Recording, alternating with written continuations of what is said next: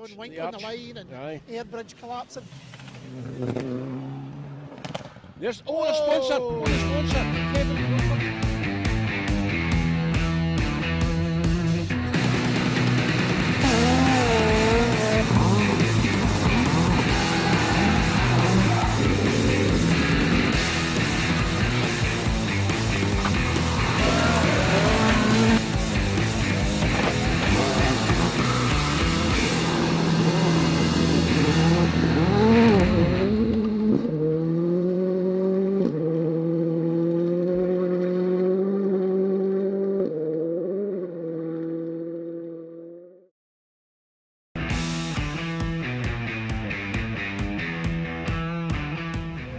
The Clubman and Historic Classes were strongly supported on the AM Phillip Trucktech Snowman Rally.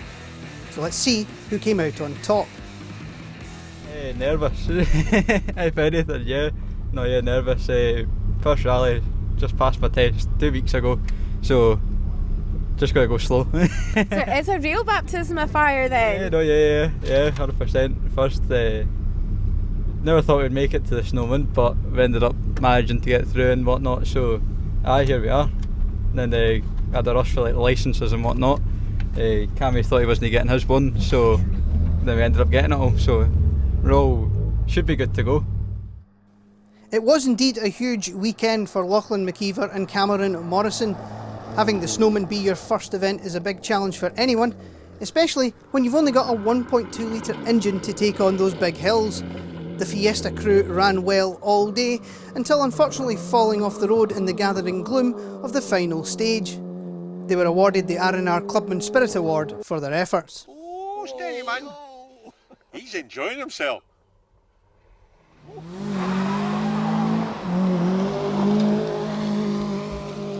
And that left fellow junior competitors Murray Mackay and Andrew McCaskill as the sole C1 crew. The Fabia wasn't much more of a monster than the Fiesta, boasting a massive 90 horsepower.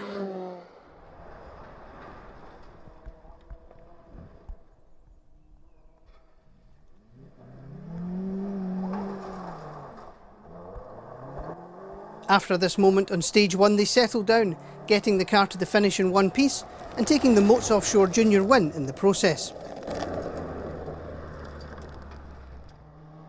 Chris Bailey and Brian Fogel were about to become a victim of stage 1.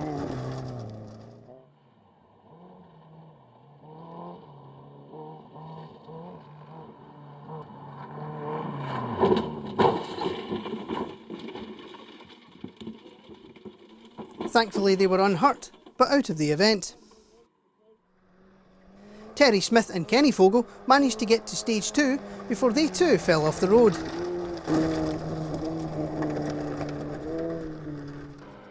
Nicky Addison had John Shepherd installed in the 106 passenger seat.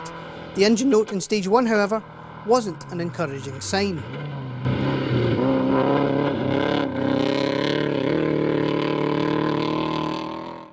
They managed to nurse the car to stage 4 before a broken coil pack sidelined them completely. It's all new to me, well, there's one stage is new to me, this first stage is new, but everything after that I've done way back in 86, I think it was. That left the lone survivors. It was a day of firsts for David and Molly Sutherland. David's first snowman since the mid-80s, and this was daughter Molly's first experience of rallying. Determined to have fun and make the finish, they piloted their 205 to 48th overall and take first in C2.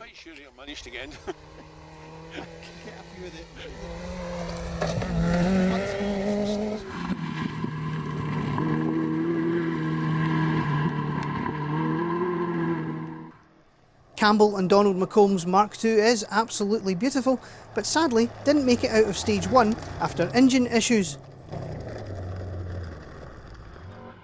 With their Impreza not ready, Graham Sherry and Ewan Lees had pressed the Manta back into service. Unfortunately, the gearbox wasn't up to the challenge and they were out after stage 1.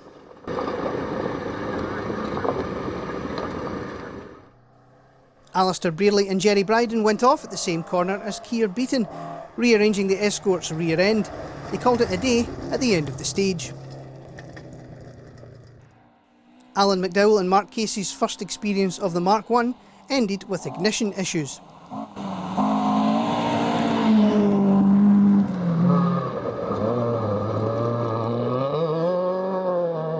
The Fiesta of Edward Noble and Liam Bremner lasted 2 stages until retiring.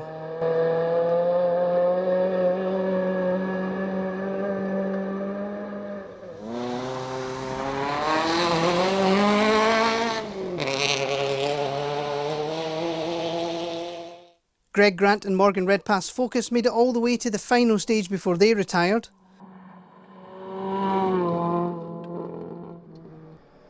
Actually seeing the finish, John Brownie and Gordon Ritchie took a solid 2nd in class in the cadet and 45th overall.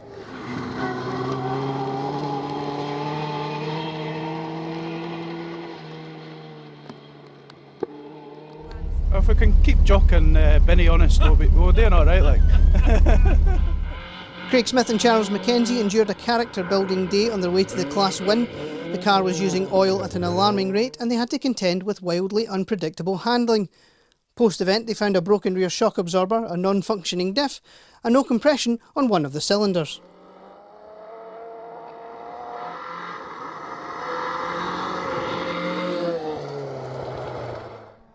Keith Seeger and Mark Runciman were returning to the SRC after a 6-year sabbatical, debuting their newly finished BMW.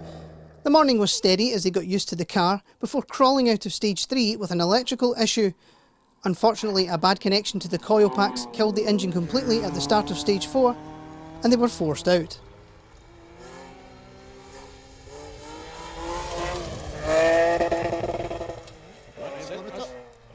Kicked in.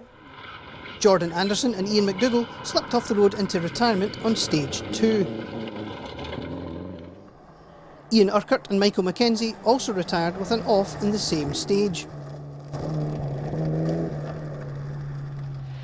Long right 6 into hairpin left, you'll see it late. Here's it here, hairpin left here. 60, left 1 up. And right 2.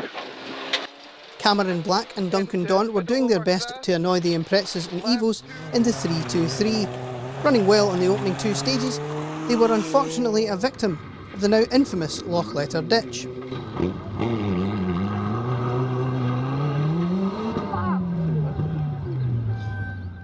Brian Watson and Sean Donnelly had a solid run on the opening loop in their Impreza. Brian his usual positive and happy self. No, still terrified. Still waiting for the next off, but every stage it gets better and better. And we've also got that. I was going to say, at least you've got Sean beside you. I was going for the positive spin on that one. At least I've got Sean beside me. Yeah, it's a good thing. And what advantage is that? Look at it. You could paint a better money. I am saying nothing. Unfortunately, a dodgy coil pack put them out in stage 3. Liam Richardson and Darren Kennedy rounded out the finishers, and it was a tough day for the Impreza crew. A big hit on a hidden culvert, rearranging the steering. They nursed it home to 3rd in class and 52nd overall.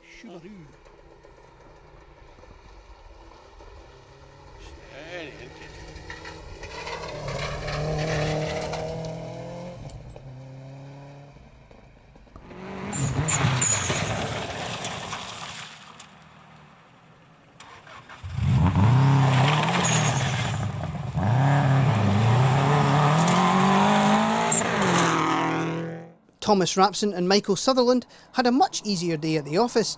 The Black Impreza taking 2nd in class and 3rd in the Groundwater Lift Trucks Subaru Cup, in 34th place overall.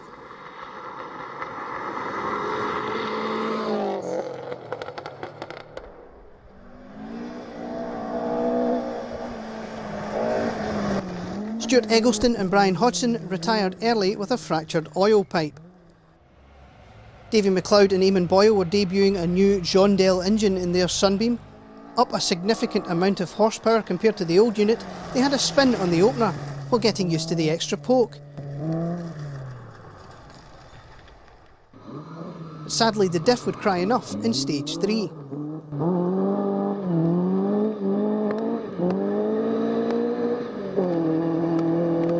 How are you feeling Well, if there was a screaming baby at 3 in the morning in the room next door to us, so I wasn't just terribly happy.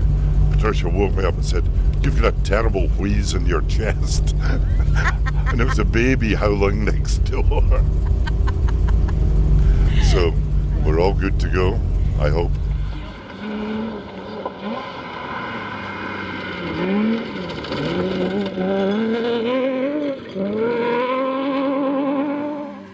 Despite declaring he was old and slow, Ernie and Patricia Lee slid the big BMW to a creditable 40th overall and 3rd in class. Conscious of keeping the car in one piece for the Malcolm Wilson, they took it easy in the afternoon to make sure they finished with no damage.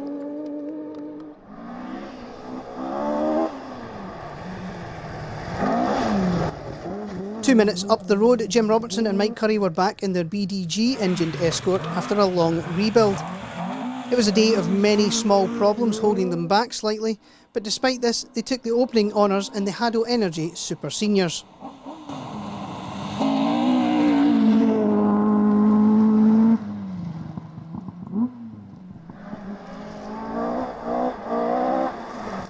H2 produced the closest battle of the day, Grant Ingalls and Gavin Chisholm eventually winning out after a titanic day-long battle with Donald Peacock and Mary Riddick by just 2 seconds. It wasn't plain sailing for the Blue Mark II, the gearbox mountings working loose midway through stage 3, and there were concerns over the alternator. They made it to the finish in 28th overall. The Zimmer helped made all the difference. Oh, that's not going into the ditch. For goodness sake, man. Bit of fresh air needed in the navigator side window.